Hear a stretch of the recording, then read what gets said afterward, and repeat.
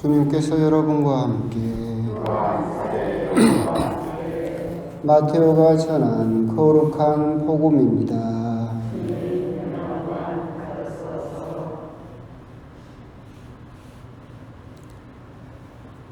그때 예수님께서 제자들에게 말씀하셨다. 너희는 자신을 위하여 보물을 땅에 쌓아두지 마라. 땅에서는 솜과 녹이 망가뜨리고 도둑들이 뚫고 들어와 훔쳐간다. 그러므로 하늘에 보물을 쌓아라.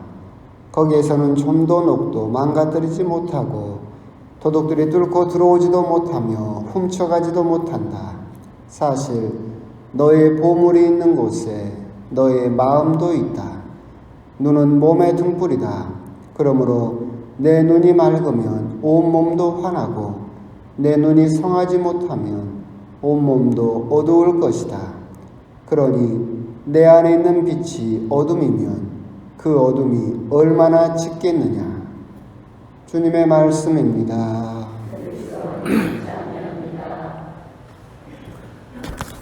참여주님 날이 또 꾸물꾸물합니다.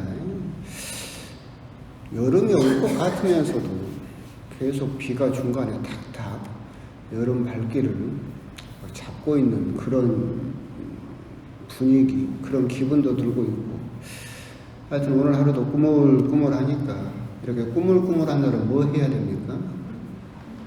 예? 방콕. 예. 날이 맑으면 더우니까 방콕 가고 비 오면 꾸물꾸물하니까 방콕 가고 예? 웬만하면 요즘 같은 시기엔 방콕이 최선입니다. 오늘 복음은 짧습니다. 재물에 대한 이야기를 하고 계시죠. 그러면서 이제 드는 생각은 그렇죠. 그 옆집에 있는 개신교 신자들하고 생각을 해보면, 개신교 신자들은 11조를 내죠. 헌금도 30까지, 40까지 막 그렇게 헌금을 막 내요. 그리고 이 사람들은 주일이면 철저하게 가게 문을 닫고 일 안 하죠. 그럼 우리 천주교 신자들은 어떻습니까? 잘 안 내죠. 양심적으로. 주일날도 일합니까? 안 합니까? 하죠. 그렇게 따지면 개신교 신자들은 하느님한테 맨날 그렇게 돈 갖다 내고 주일날도 가게 문을 닫으니까 가난해야 되겠죠. 천주교 신자들은 부자 돼야 될 거 아니야. 하느님한테 돈도 조금 내고 주일날도 일하고. 그럼 우리 천주교 신자들이 훨씬 돈 많이 벌고 부자가 돼야 될 거 아니에요. 실제로도 그래요. 안 그럴걸요? 보면은 똑같거나 아니면 그쪽이 더 잘 사는 것 같기도 하고.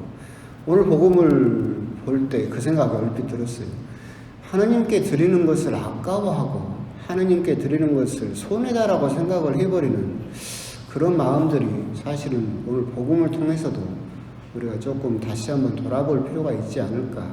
우리 천주교는 11조를 폐지했어요. 그래서 11조는 없습니다. 그런데 그러면서 그런 생각이 또 들었어요. 우리 교회 천주교 신자들은 하느님에게 내는 재물을 마치 정기적금처럼 생각하는 것 같아요. 야금야금 조금씩 저금을 해요. 갖고 만기가 언제예요? 만기가 언제예요? 여러분이 내는, 하느님한테 내는 그 정기적금 만기가 언제예요? 하느님 나라에 가서 만기지. 근데 또 개신교 신자들은 돈을 막 11조를 내고 헌금을 막 그렇게 많이 내는데, 그런 걸 곰곰이 보고 있으면 마치 정기적금이 아니라 주식 계좌 통장 같아요. 그 사람들은 만기가 언제예요? 지금이야.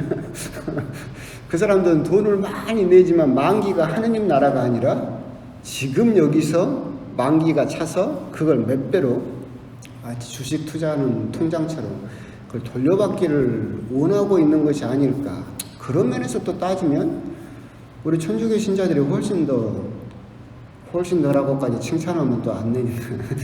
야금야금 조금씩 정기적금에 들어있긴 하지만 그래도 우리들은 만기를 하느님 나라로 보고 있고, 저쪽은 막 11조를 내느니 막 열심히 하고는 있지만 만기가 이 지상에서, 자기들이 이 지상에서 살 때 만기가 닥쳐서 몇 배로, 수십 배로, 수백 배로 보상을 받기를 원하는 또 그런 모습을 보면 우리 신자들이 야금야금 조금씩 내고는 있어도 그래도 정기적금을 들고 있는 만기가 하느님 나라인 그 적금이 또 현명하고 올바르지 않는가라는 생각도 들기도 하고, 어떤 것이 또 정답인지는 뻔히 알고는 있지만, 하여튼 그럼에도 불구하고 우리 신자들이 하느님에게 내는 돈을 너무 아까워하는 것은 또 사실인 부분도 있고 그렇죠. 그렇기 때문에 예수님께서 이야기를 하시죠. 너희의 재물이 있는 곳에 너희의 마음도 있다. 곰곰이 따져보면 여러분 마음이 지금 집중되어 있는 것에 사실은 여러분 보물이 있는 거죠. 그러니까 내가 마음을 쓰고 신경을 쓰고 있는 것이 여러분 사실은 보물이고, 그 보물을 하늘에 쌓아두어라 라고 말씀을 하고 계시죠. 우리가 가지고 있는 보물, 오늘 보면 특히나 재물인 쪽에 조금 더 가까운데, 이 재물을 하늘에 쌓아두는 방법은 두 가지 정도가 있을 것 같아요. 하늘에 쌓아두는 방법은 두 가지. 첫 번째가 뭐냐면 아까 여러분들이 정기적금 들었던 것처럼 실질적인 돈이죠. 하나님께 내는 돈, 하나님께 드리는 재물. 그리고 그 재물 중에서도 또 우리가 생각해 봐야 될 것은 그 재물이 목표가 아니라, 그 재물에 우리 마음이 있는 것이 아니라 그 재물을 사용하는 방법이죠. 그러니까 우리가 하나님께도 드리지만, 내가 또 옛날에도 누누이 말씀드렸다시피 나를 위해서 기도해 줄 사람에게 또 그 돈을 쓰게 되면 하늘의 재물을 쌓는 거예요.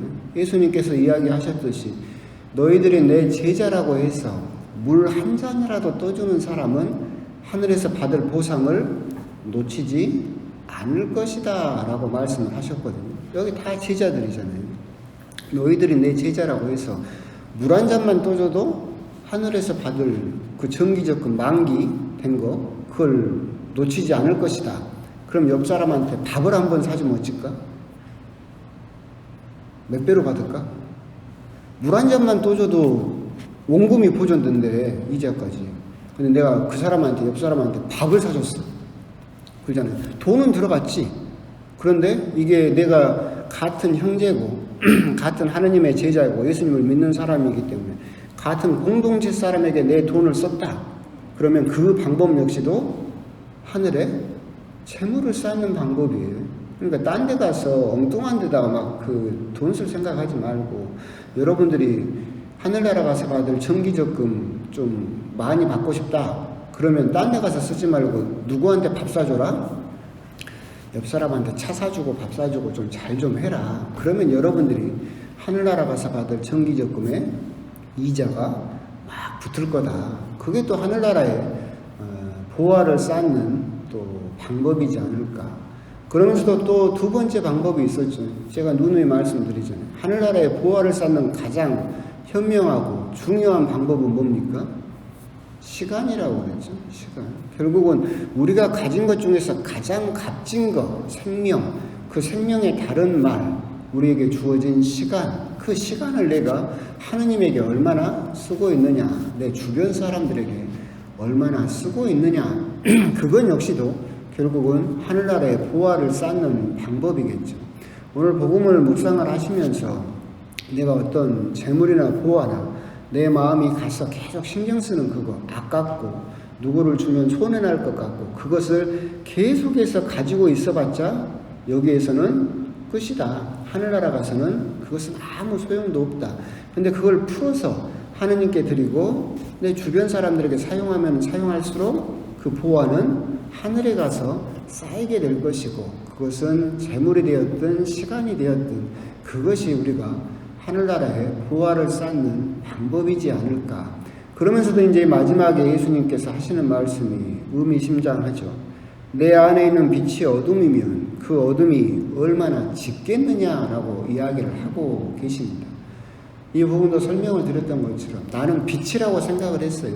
그래서 이 지상을 살면서 그것만이 빛이고 그것만 보고 살면 된다라고 생각을 하고 살았는데, 하느님 나라에 딱 가서 보니까 그 빛이 사실은 어둠이었다라고 한다면, 네가 가지는 그 어둠이 네가 당해야 될 그 실망과 좌절이 얼마나 크겠느냐라는 말씀으로도 이해할 수 있을 거예요. 이건 또한 우리 지상에 살고 있는 모든 사람들에게 해당되는 말이죠. 이 세상에서 보물은 지금 현재는 뭐밖에 없습니까? 돈이죠, 돈. 이걸 거부할 수 있는 사람은 없어요. 사람의 생명까지도 돈으로 거래되는 상황입니다. 그런데 이 돈이 내 삶의 빛이라고 생각을 했어요. 그래서 돈이 있으면 내 삶이 나아지고 내 모든 것이 해결되고 나에겐 광명과도 같은 그것을 돈이라고 생각을 하고 살았어요. 근데 나중에 하느님 앞에 가서 딱 봤더니 그 돈을 벌려고 했던 그 모든 상황이 사실은 짙은 어둠이었다라고 한다면, 그 빛이 아니었다라고 한다면 그 사람이 겪을 그 어둠, 좌절과 실망이 얼마나 크겠느냐라고 하는 거죠. 생각나는 일화가 있는데, 실제로 그 우리나라에선가 로또 복권에 당첨된 사람이 있었어요. 그래서 10몇 억인가 이렇게 탔는데 그 복권 당첨된 사람들 뒤끝이 다 안 좋잖아요. 거의 대부분 안 좋은데 그 사람도 안 좋았어요. 막 방탕하게 유흥하고 막 술 도박해가지고 순식간에 그 돈을 다 써버렸죠. 그리고 나서 그 사람은 이제 도둑질을 하기 시작했어요.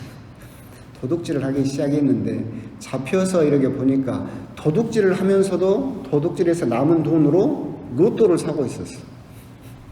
근데 또다시 일확천금을 원하면서 도둑질을 하면서도 로또를 사서 또한 옛날과 같은 그런 생활을 또 할 수 있을 거라고 생각을 하면서 그런 어리석음을 저질렀던 사람의 일화가 있었는데, 그 사람도 자기 삶의 빛이 뭐라고 생각했어요? 돈이라고 생각을 했겠죠. 근데 지금 우리가 봤을 때 그 돈이 정말로 빛이 맞아요? 지금 여기서 봐도 아니잖아. 그렇죠? 근데 하느님 나라 가서 봤을 때 내가 빛이라고 생각했던 것들, 돈이 되었든 출세가 되었든 명예가 되었든 뭐가 되었든 그것이 빛이라고 생각을 했었는데 그게 짙은 어둠이었다라고 한다면 너희들이 가지게 될 어둠이 얼마나 크겠느냐. 결국 오늘 복음을 통해서도 우리가 재물에 대해서는 조금 더 다시 한번 생각을 해보자라고 하는 거예요. 이 지상에 살면서 우리들은 재물이 당연히 필요하죠. 의식주라든가 모든 것을 위해서는 돈이 필요하고 그것은 당연한 일이다. 근데 그 돈에 발목이 묶여서는 안 된다. 그 돈에 마음이 오롯이 가서 그 마음이 오직 그 돈에만 쏠려 있어서 하느님께 드리는 것도 아깝고 내 주변 사람들에게 주는 것도 아깝고 그러게 하다 보면 그것만을 쥐고 살다 보면 결국 하느님 나라 가서 너희들이 받을 상이 아무것도 없게 된다라고 하는 것, 그런 점에 대해서 한번 곰곰이 생각을 해보시면서 오늘 복음을 통해서 여러분들이 하느님 나라의 재화를 쌓는 방법 간단하잖아요. 간단해. 하느님에게 시간을 써라. 하느님에게 기도가 됐든 미사가 됐든 하느님에게 시간을 써라. 그리고 내 주변 사람들에게 시간을 써라. 그러면 그 시간이 차곡차곡 저축돼서 하느님 나라에 쌓일 것이다. 비가 와서 그런지 내가 어려운 이야기를 하는 것도 아닌데 3명이 졸고 있어 지금. 눈이 막 감기고. 그리고 두 번째 방법이 뭐였어요? 재화를 써라. 재화를 하느님께 드려라. 그리고 내 주변 사람들에게 밥이 됐든 차가 됐든 좋은 걸 줘라. 그 아까 말씀드린 것처럼 너희들이 내 제자라고 해서 물 한 잔만 줘도 대단하지 않아요? 물 한 잔만 줘도 여러분 만기 적금 그게 원금이 보존된다니까? 근데 그 사람한테 밥 한 번 사봐. 그럼 이자가 몇 배겠어? 차를 한 잔 사줘봐. 얼마나 몇 배로 그 원금이 불어나겠어? 아까워하지 말고 내 주변 사람들에게 같은 나중에 나를 위해서 기도해 줄 사람들한테 아까워하지 말고 좀 사주고 그것이 여러분들이 하느님 나라에 보화를 쌓는 방법이다. 나는 과연 하느님 나라에 얼마만큼의 보화를 쌓고 있느냐, 그런 부분에 대해서도 한번 곰곰이 또 묵상을 해 보셨으면 좋겠습니다. 아멘.